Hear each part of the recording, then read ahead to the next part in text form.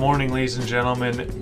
I'm having a very good morning because I started off with some actual good coffee for a change. I sacrificed all my coffee intake a long time ago when I started this project, but Captain Mac down in Florida saw my coffee problems, my coffee woes, and sent me up a bag of his RumReach Kenya whole bean. And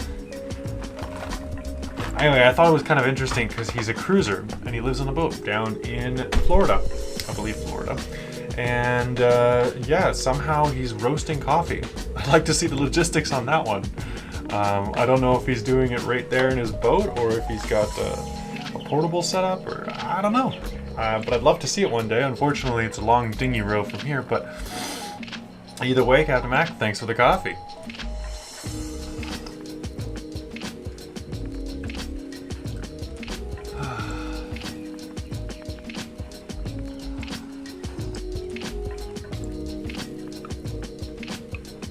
Having my hipster breakfast. Tasty avocado toast and really fancy coffee. Oh man, living that hipster paradise. Oh, I think I'm gonna go listen to some obscure vinyl and work on my Cafe Racer motorcycle. Yeah.